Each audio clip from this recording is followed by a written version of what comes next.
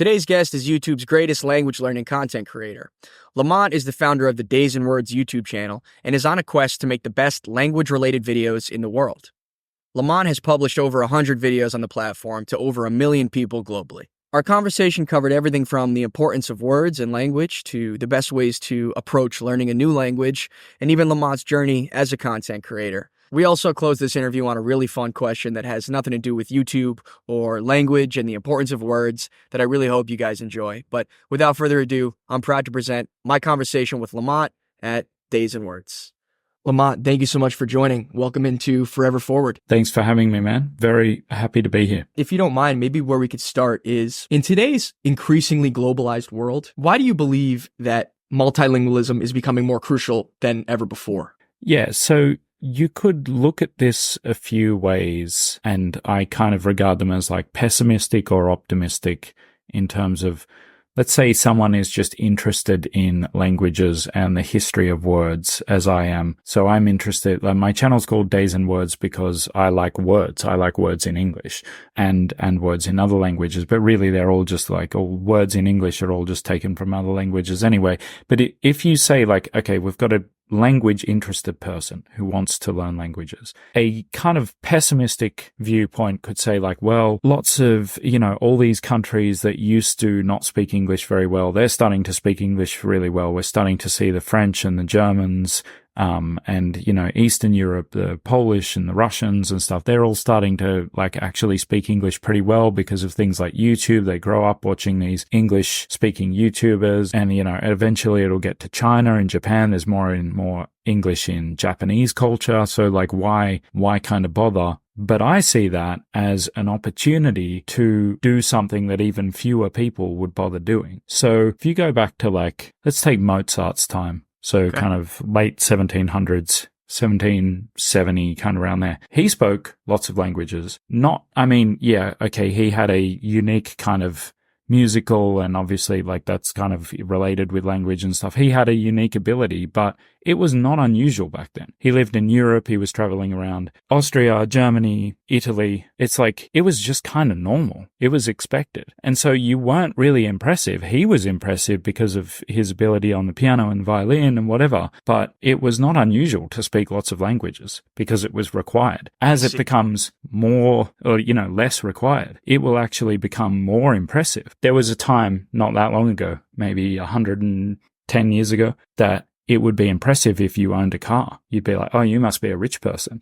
Now, if you own a horse, you must be a rich person. And so like, this isn't about money, but like, it's going to be as fewer and fewer people bother to learn a language because it's like, oh, everyone speaks English anyway. It's going to be more and more impressive. It's like, oh, you're not doing that with AI or some chip in translating headphone or something. You actually have learned French. I feel like that's one thing. And then there's also just a danger standpoint for some languages, smaller languages. If I name any, people will be like, well, this is even smaller. But like, smaller languages are being overtaken by English or the majority language around there, like Mandarin. And so it's, if we're, as a culture, we're interested in other people and anthropology and that kind of stuff, it's increasingly important that we have people willing to learn languages so that we can uphold them. Like, imagine if as soon as Latin stopped being the official language of the Roman Empire, or, whatever, I don't actually know the story of what happened to Latin, but if everyone had just gone, oh, well, that's dead, let's leave it.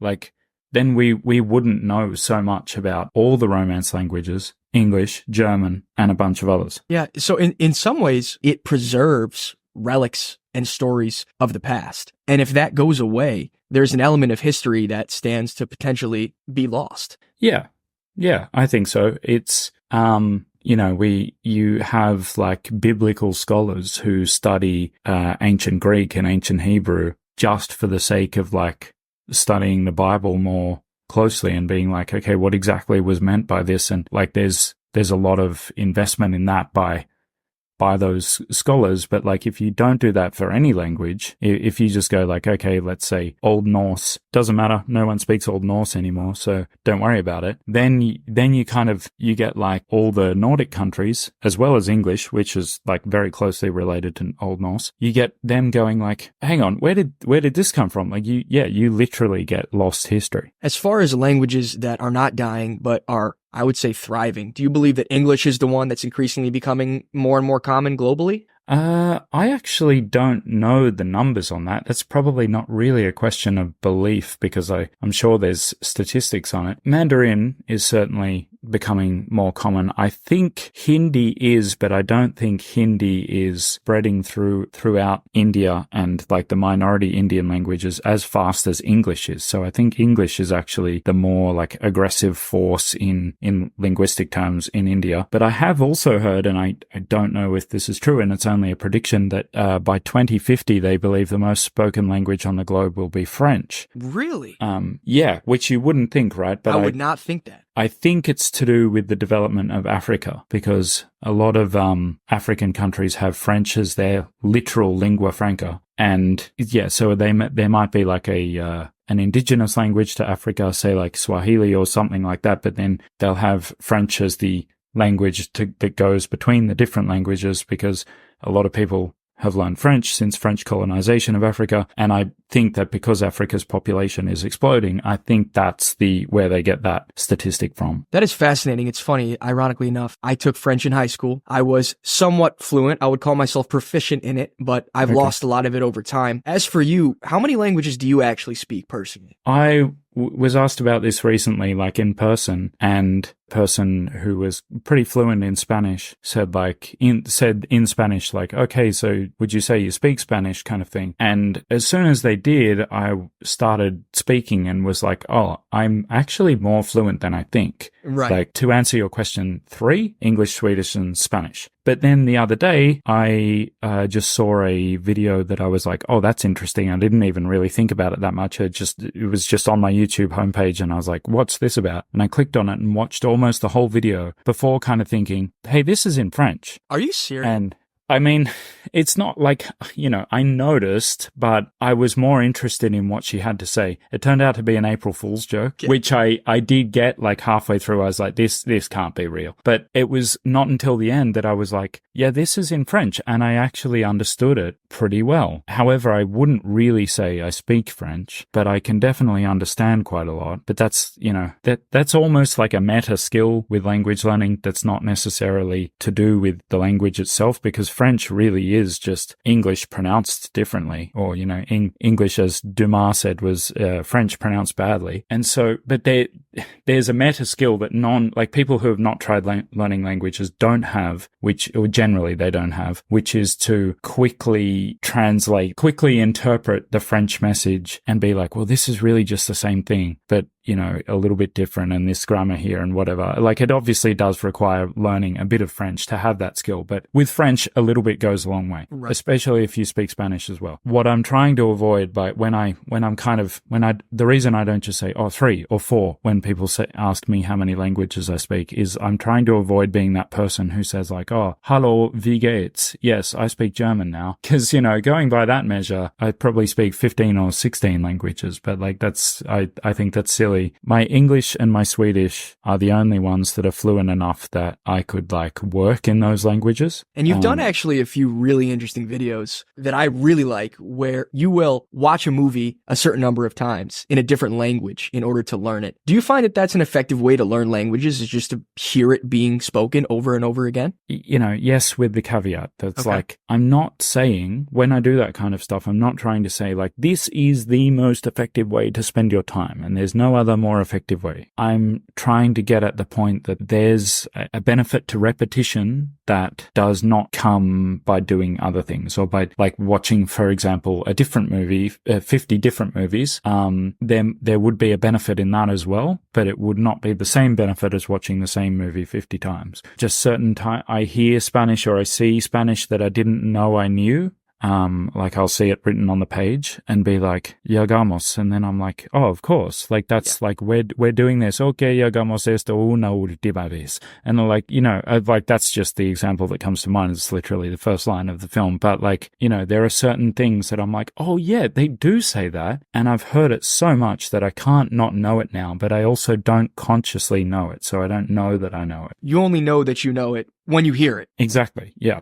When I hear it in a different context and then I'm like, oh, how do I know that? So the example I give in that video is sudas, which means you sweat. So it's the you second person conjugation of to sweat. Pretty, it's not in your 1,000 most common Spanish words. Right. And it was only when I actually had a situation where my friend was sweating profusely and like we didn't really know why because it wasn't that hot and none of us, we'd all done the same thing and he was just broke out in the sweat, that I was like, ¿por qué sudas tanto? And then like I realized I didn't even mean to. I said it and was like, that's the exact line from Spider-Verse. And then someone in the comments was like, oh, we'd probably be more likely to say, ¿por qué estás sudando tanto? Or something like that. Like, why are you sweating? And it's like, but it's still like, it doesn't matter. I will never forget the word for sweat now. And obviously that's one way to maybe approach learning a new language, just by hearing it a bunch. But there are, I feel like today, a million different ways that one can try to learn a new language, a million different ways to start. What do you recommend for somebody, let's say me, if I wanted to learn German, what do you think the best resource is for me to start learning that new language? The best resource, that really does come down to a kind of personal preference. Like people will say like, I tried this and I didn't like it. And I'm there going, how did you not like it? It's amazing. But eventually we want to get to the same thing, which is being in situations in which the language holds meaning for you. So when the language can impart a meaning to you that you understand, then that is when you'll start picking up the language. So if you spend enough hours in a state of the language imparting meaning to you, then you'll pick it up. So whatever the most effective way to get at that for the language in question. So for German, that might mean switching Netflix to German and watching a show that you've already watched in German, but it probably wouldn't mean that in Mandarin unless you were already fluent in Japanese or something like that. And even then, I'm not sure how much phonetically they have in common, but I think they have a lot of characters in common. But that's kind of the lens through which I approach it, because otherwise I say, I hear someone wants to learn German and I say like, oh, try this app, and they use it and they don't like it. And what I really want to tell them is you want to get yourself into a situation in which the language holds a meaning for you, which is why so many people do. I don't recommend moving to that country necessarily. And you can certainly move to a country and never become fluent in the language. But so many people who do move to the country do end up becoming fluent in the language because it's very likely to be coupled. It's very likely to lead to them being in situations where the language holds meaning. And if it's a language like German, it's like, willst du eine Trink or whatever, then it's like, okay, I'm getting that you want to offer me a drink. Well, it's ironic that you say that, because a part of me thought you might answer, just go immerse yourself fully, like go live there or go dive in. But it seems to me like there isn't really a one size fits all answer for that type of question. I really think that depends on the person. There's an Australian comedian who says he lived in Norway for like 9 years or something, doesn't speak a word of Norwegian. I'm sure he speaks a word. But, he doesn't speak Norwegian because you don't have to. Like Norway, some of the best English speakers in the world. You don't need to speak Norwegian, but had he have wanted to learn Norwegian, that would have been a different story. So I don't think that being in the country isn't the answer. It's really, is it the answer to what you're trying to do? So I'm trying to get to Sweden sooner rather than later, hopefully this year, because for me, it's kind of, it's not the final frontier, but it's like the one thing I haven't done is being like surrounded by Swedes. I have actually done it in small doses, but I can watch Swedish without subtitles. I can listen to Swedish audiobooks and give you a summary of the book. I can read without the audiobook, whatever, but that's all different to actually being there. And so that's kind of the answer to my shortcomings in Swedish at the moment. Right. But that wouldn't be the answer for like someone who's just like, oh, I just want to learn Swedish. How do I learn Swedish? That's not what I would tell them to do. Even if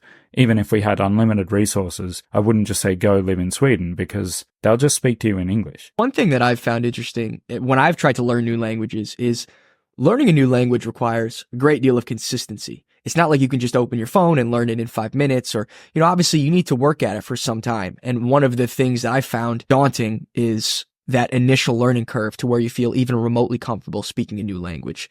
Would you have any advice for how to stay consistent during some of the more difficult parts of learning a new way to speak? Yeah, that's a really good question, because I struggle with this too. I go really heavy in on things for like a reasonably short time. And I'm one of those people that as soon as the kind of curiosity curve drops off for me, I'm just like, I'm not interested in that thing anymore. Like, it doesn't hold any mysteries to me. So one thing I have found somewhat helpful, and it's not always perfect, but is to kind of set myself a task within that goal that's like, that's a task-based goal. So for task-based, I don't know if I said that properly. It'll be like to read this book and write a summary of it in Swedish. That might be a bit hard for where people are up to, but to read this short story and then have a conversation with their teacher about it. And for me, the important thing is not to have like marks around that. So it's not to be like, oh, you failed because you didn't use this number of words or whatever. It's like, if you booked the lesson and you read the book and you tried to have the conversation with the teacher, then you passed. It's just in uni, they call it like a task-based assessment or something. It's just like, as soon as you've done it, you've done it. And to kind of set those little goals for myself. So I actually had this struggle in Spanish a little bit, because I started learning Spanish really just because I had the opportunity to go to Mexico. So I kind of decided I'll use the opportunity to go to Mexico to kind of dive into Spanish. But I still wasn't really I was never really turned on for Spanish. I was like, Okay. So that's when I decided it'd be an interesting video, if nothing else, to do the whole Anki 1,000 Spanish words in one day. There's a company that makes an Anki deck of 1,000 words in Spanish. And I was like, if I just did that whole thing in one day and filmed it, and that was a really fun thing to do. But it also it's definitely not the most effective way to learn the 1,000 most common words in Spanish. It probably made it a little bit fun, right? Oh, it was so fun.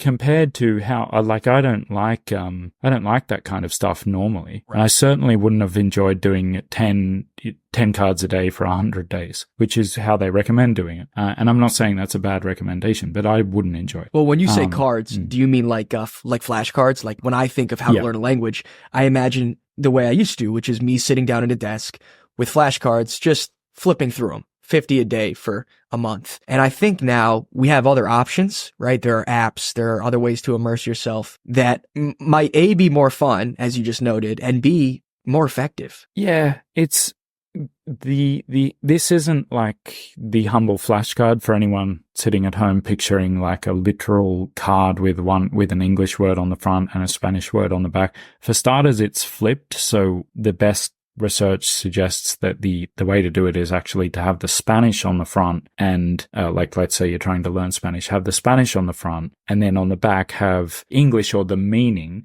But the thing about modern flashcard apps, so Anki is, for those who don't know, is essentially a flashcard app, but it's digital. So you don't just have the option of a front and a back. You have the option of a front and a middle and a back and a second back, or, which is not how this company does it. They just do a front and a back. But then there's also an audio example. So it might be talk, and then on the front is hablar, and then on the back is to talk. And then there's a sentence like estás hablando, and you are talking, and it won't be just that's not the word hablar. It's in a sentence, so it's actually conjugated, and it'll be longer than estás hablando. But the other thing that's really clever about this particular deck is that it'll later use that same word in a different example. I see. So if the word for TV comes up, then it'll be there were people talking on the TV. And so you're reinforcing it, and it's much more, to use, for want of a better word, immersive than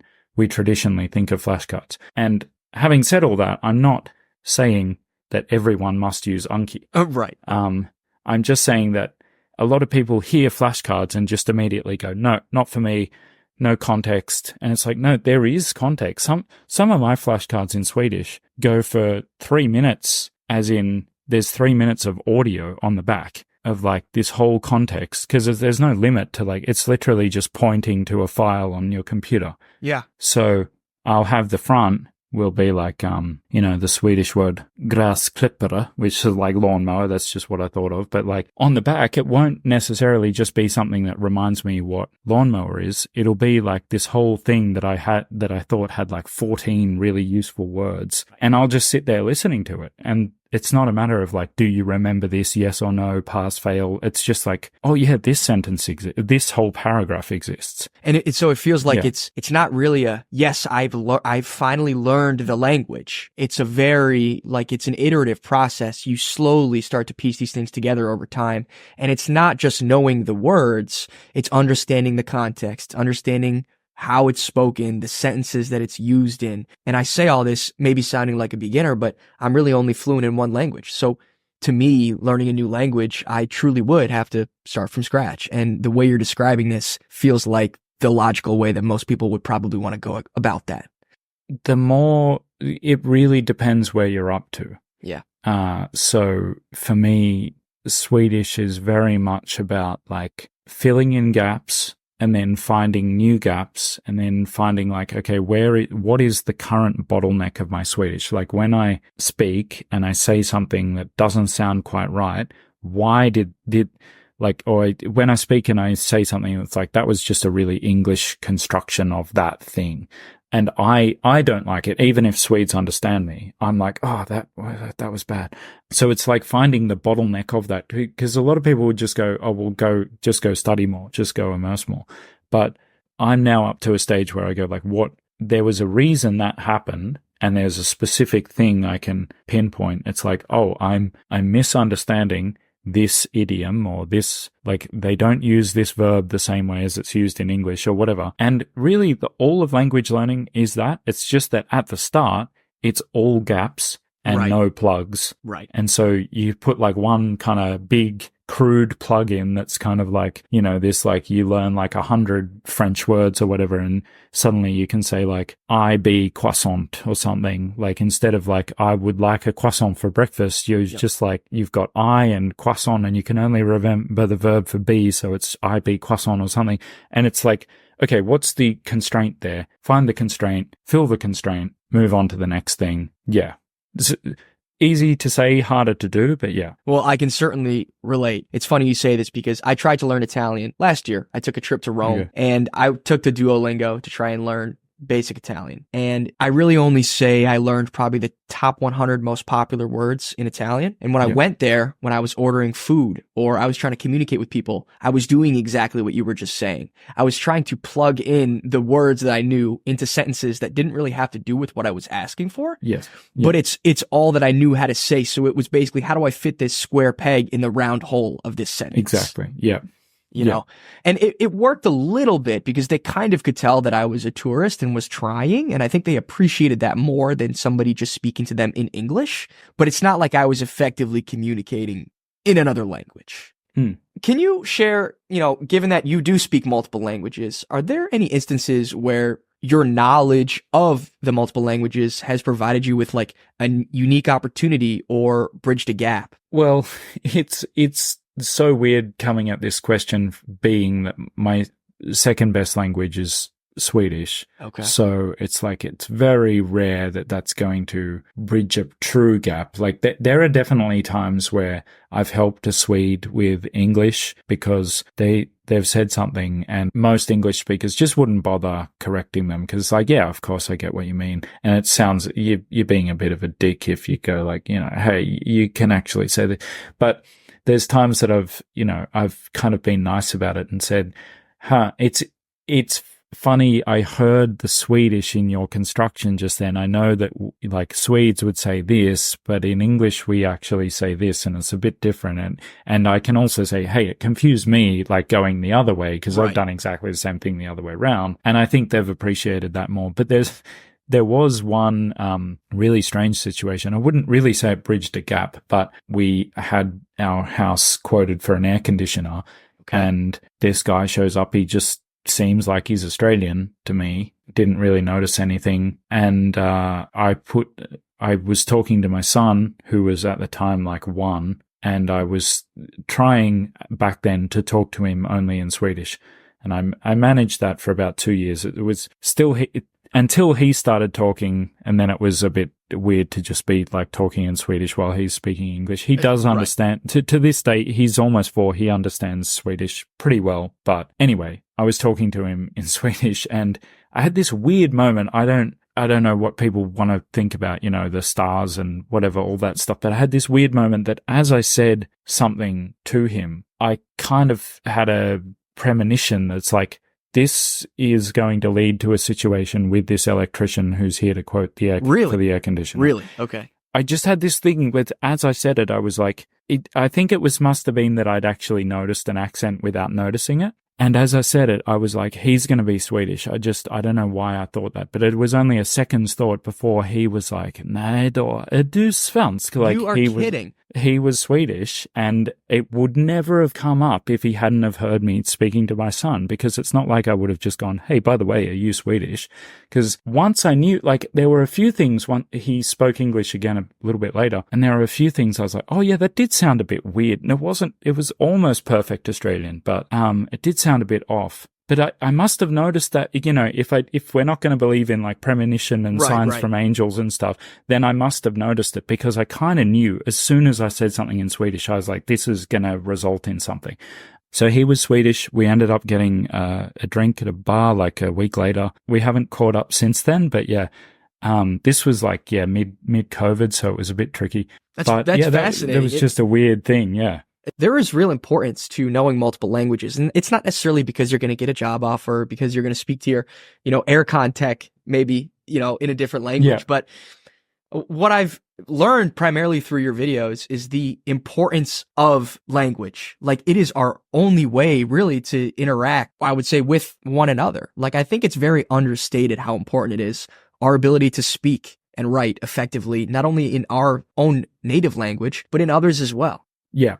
Absolutely. And that all sounds like I think it's tempting to say like, oh, that all sounds a bit wishy-washy. It's like, oh, it's our only way of communicating, so it must be important kind of thing. Fair. It's like, as in, I'm not saying that you sounded wishy-washy. I'm saying that some people, when they say that, I think they're just saying it because it's like, they know that you can't argue with it, right? You can't say like, no, it's not our only, it's like, yeah, it's true. But I think it's important for people who want to know more about how your brain actually works as well.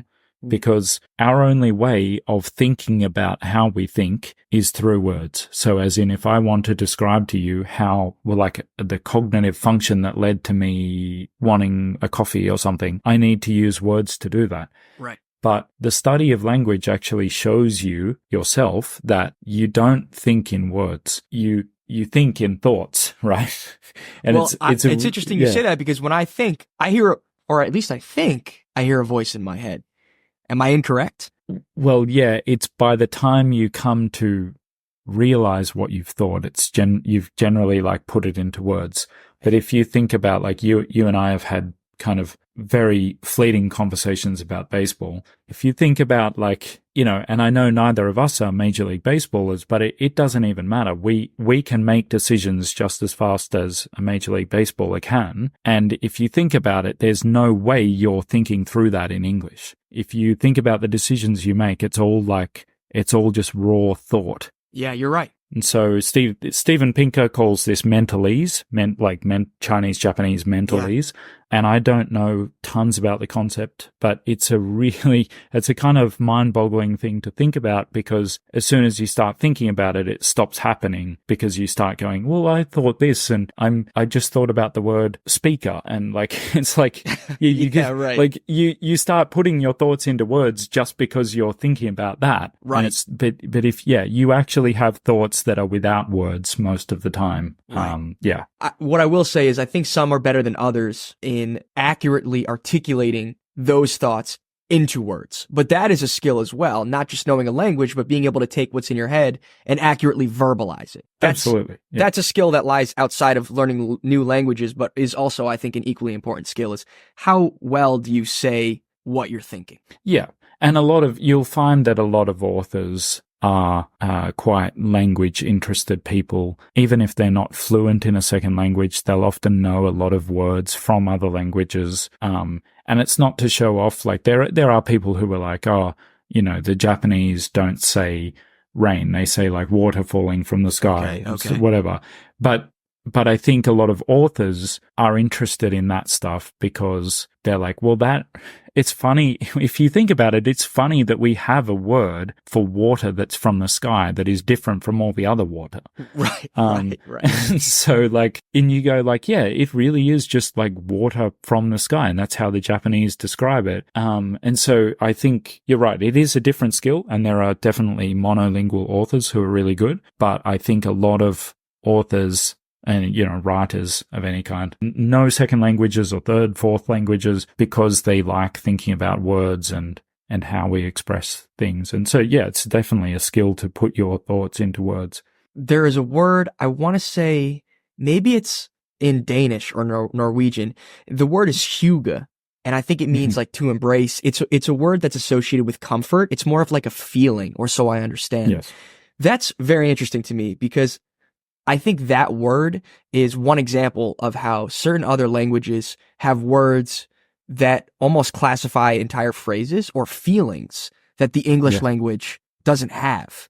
Absolutely. And English is not by any means a blunt language, as in as a tool. Yeah. English is an extremely effective toolkit. We have a lot of words because we've got a lot of different languages that I say we, meaning the English language, has a lot of words that we can use. So we can say like, I just lost the example I was thinking of, but there's all different kinds of coffee that in other languages you would have to say a coffee, but I want it made like this. Whereas in English we have like, latte and I don't think it's a big thing in the States, but in Australia we have this thing called a flat white. We certainly have flat whites here in the States. Okay. I had one on Friday at work. Okay. If you look it up, it's generally attributed to either Australia or New Zealand as the kind of founder of that thing. But that was not a good way of making my point. But English does have a lot of words in terms of, and native speakers of English tend to know quite a lot of them. Like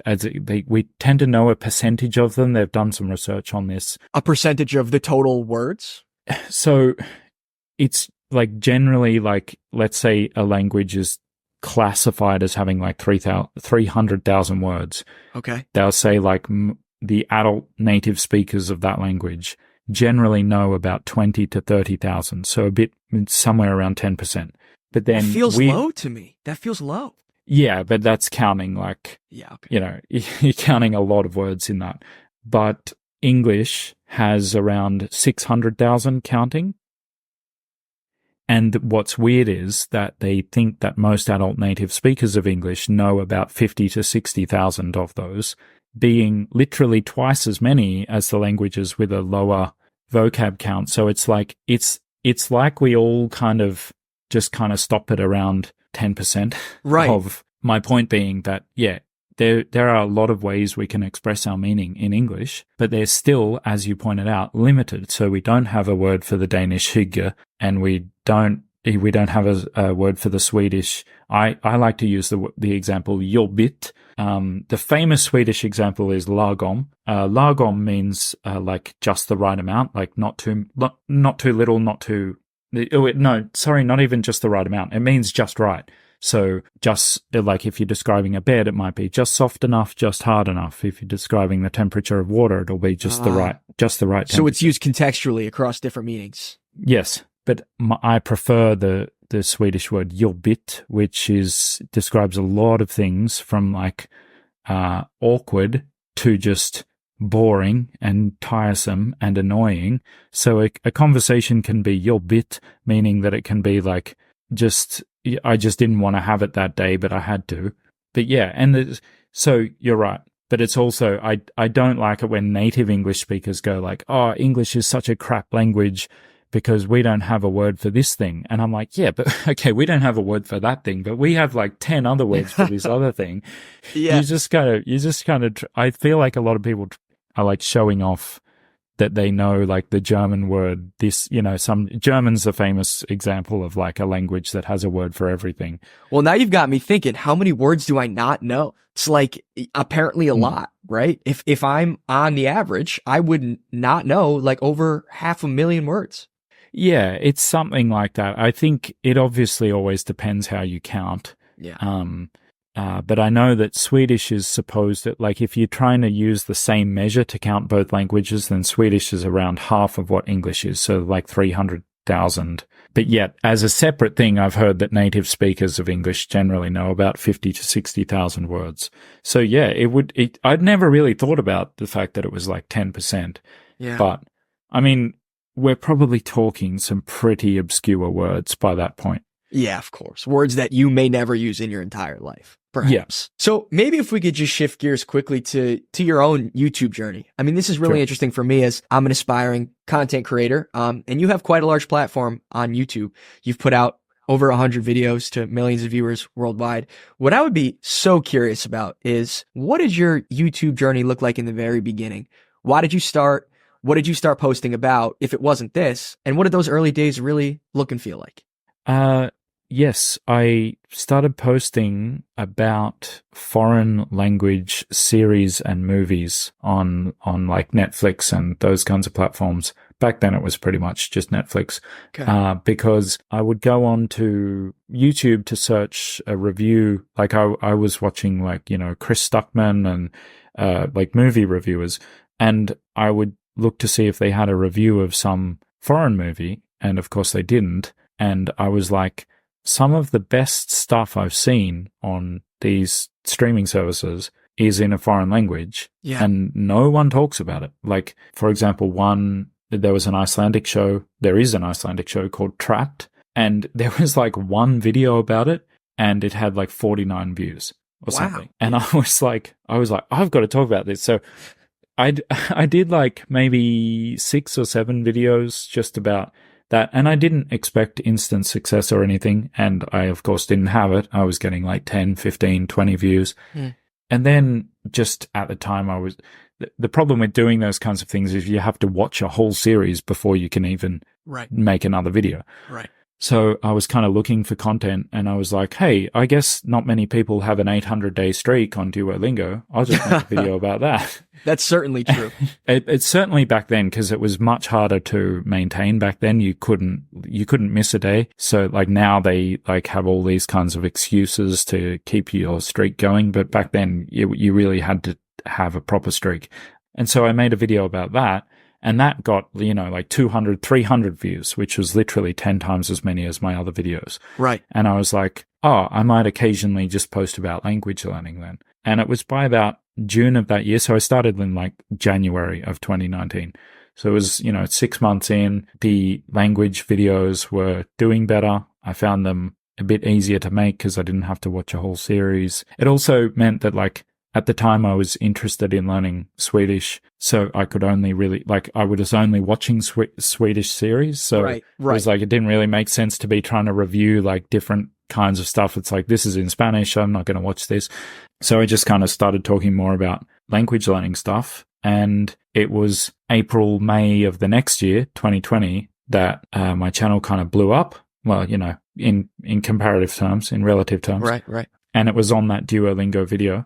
Which is, obviously a COVID kind of related thing. A lot of people had Was that the same video that you had posted that previously was sat at a few hundred views that just blew up? So how long did it take from your initial posting to when there was that huge spike? A year and 3 months, maybe. And you just woke up one day and all of a sudden your numbers were flying? It actually was that. I forget exactly when I noticed, but I think I noticed I had reached 1,000 subscribers. No, I'd reached about 4,000. So, and I said that I actually kind of did a challenge to my audience. I was like, if I get to 10,000 subscribers before my son is born, because he was due in like late May, then I'll do this Swedish challenge thing. and I was trying to get them to share it and whatever. Of course. And like, I think about maybe 10 or 20 people actually did share one of my videos. So it wasn't that. It was just this, it was just people searching for Duolingo, and I was the only one who had a video about such a long streak.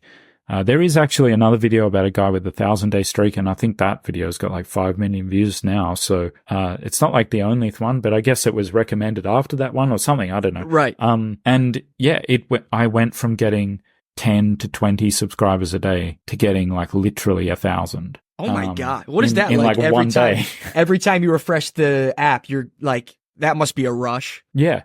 It was like you could watch it in the studio, and it was like, it was counting almost by the second kind of thing. Oh my goodness. Like the subscriber count would go up every couple of seconds. Yeah, it was weird. And I'm not sure if you go back now and watch my videos after that, if you can see that there was this kind of, I was like, I don't know what to do now. I've never had to post to so many people before. Well, that's one thing I was going to ask you was, you grew so fast.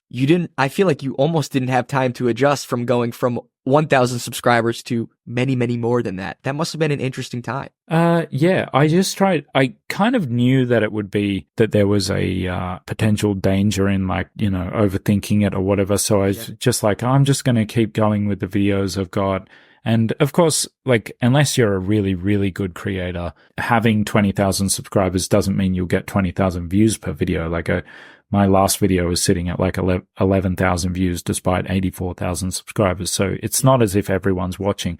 But yeah, I just tried to kind of keep going, but I always felt like my videos that didn't do well in terms of views, I was like, I must have done something wrong. And yeah, I don't know. And then it just slowly got used to it. And now, as you mentioned, you're sat at, a little bit short of 100,000 subscribers. Are you able to really perceive 84,000 people? I mean, you could basically not even fit all those people in some of the largest stadiums here in the US. So what is it like to have an audience that large? Honestly, it's not. I think the only difference it makes is that sometimes I think if I make a really good title and thumbnail, like potentially millions of people could see that kind of thing. So I sometimes think that, but it really doesn't feel, I don't know that this is the same for everyone. I think some people do get really nervous about it, but I don't get nervous if I can't see the people in front of me.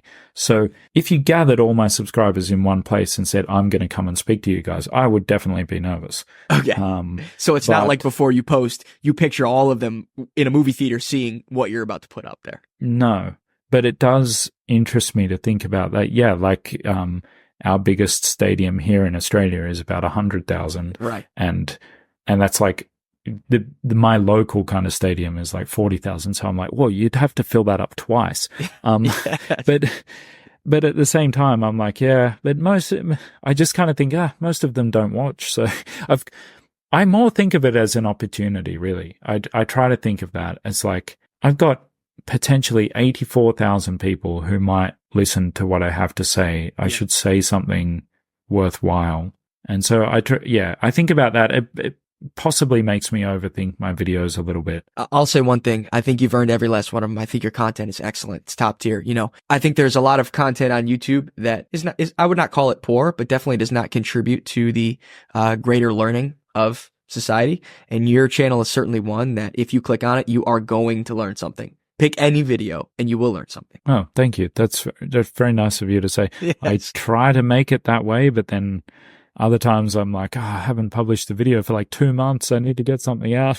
Yeah. Oh, and the last thing I'll say on it that's nice is, you make them engaging, right? It's not like you're being taught by a teacher in school. These are engaging, unique, novel concepts to teach language. And I could see, because I've felt this way before, that in the past when I've tried to learn a language, it could get repetitive, it could feel drab. But when I watch your videos, I get excited about the prospect of learning a new language. So I do believe that you've kind of carved out your own niche that is, in my opinion, the most compelling way to learn a new language. Thank you. That's good. I'm glad. And I'm just going to try and keep.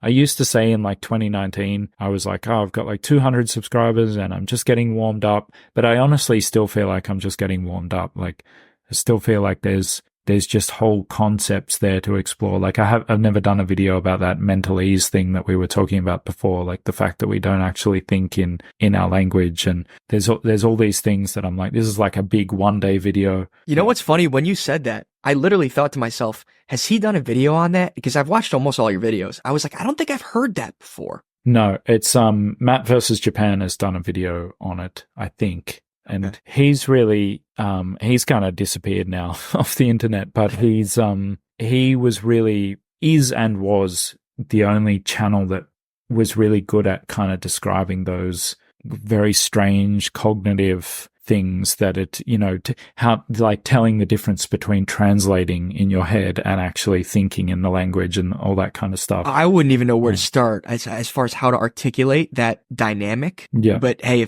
I could think of nobody better than you to at least attempt it. So whenever that video comes, I'm looking forward to it. Maybe I'll close with one final question. And this one isn't about YouTube and it's not about language, but I am curious. You said you have a son, and I am an aspiring father one day. I'd love to have a family of my own. What's it like to be a dad? Sure. So I'll just preface it by saying I have two sons. You have two sons? I have a really big gap between my sons. So my first one is 13 and my second one is about to turn 4. So there's a nine and a bit year gap between them. Well, I have a 15-year gap between me and my youngest sister. So I've got you beat there. Okay. Yeah. I'm 27. She's 12. Right. Yeah. It's the same. It's kind of similar to the 84,000 subscribers thing in that it's just like, here's an opportunity. And I think I learnt this through the young childhood of my first son, that it's like, this person is going to become who you teach them to be. Absolutely. And that is like really important. So, I sometimes have this fear that like my second son's going to be like a more like morally grown up person than my first son, because I was like learning how to be a dad. But it certainly takes, it's not one of those things that I'll be like, just you'll figure it out. Like it takes someone who's committed. I would say I didn't have the most committed parents myself. Honestly, they kind of admit that. So it's not even like a slight on them necessarily to say that, and I just think the more committed you can be as a parent, the better parent you will be. Like, that's not to say you have to like completely discard your life. Like, even the work I do, the time I spend away from my family, working on stuff for YouTube, and that is part of me committing to them because I've got to provide for them financially. Of course. So I think you've kind of got to go, like, if you've got the luxury, hopefully, that most people do, is kind of deciding to start a family. Yeah. You've got to really, I would say, like, that should be what you want to do. You shouldn't be like, I might start a family and kind of run a business on the side or whatever. It's like, either run your business or start your family, or run your business to support your family. But yeah. Because it requires all of you, right? It requires every last bit that you can give. Yeah, everything that you can give. I think that's like, I've heard it said that like life is not about making the best choices, it's about making the best choices possible. I really like that quote. I've never heard that before, and I love that. Yeah, I think I'm going to attribute it to James Smith. I don't know if he read it somewhere. He's like a British Australian fitness guy. He's British, but he lives here. He's lived here for a long time, and he does like fitness, health stuff. And he's all about, he and we're all about like saying like, okay, like in theory, it would be better to do this, X, wake up at 5 a.m. and drink your green juice or whatever. But it's like, if it's not going to be possible, then, and I just think that it's the same about, to go back to your question of what's it like to be a dad, it's like fatherhood is about making the best choices possible for your kids. Sometimes they are going to scream the house down if they don't get chicken nuggets or whatever. And it's not necessarily about just going like, well, we said no junk food on Thursday, so we're not going to have chicken. It's like, sometimes it's about like, right now, everyone's life would be better if you just had chicken nuggets. So yes. That's beautiful, man. I aspire one day to be one myself. And so anytime I get a chance to speak with somebody who has a son or a daughter, I always want to ask that question because I have a lot to learn. Let's put it that way. And I know I had a lot of work in front of me if I ultimately do get that opportunity. Yeah. Well, I think that's a good attitude to, if you If you feel like you have a lot to learn, then I think you'd make a great dad. Well, thanks for saying that, Lamont. And thanks again for joining. I greatly, greatly appreciate it. And to anybody listening, please go check out Lamont's channel. It's at Days and Words on YouTube. You will not be disappointed. But like I said, it's been an honor and a privilege. Thank you again. Thanks, Michael.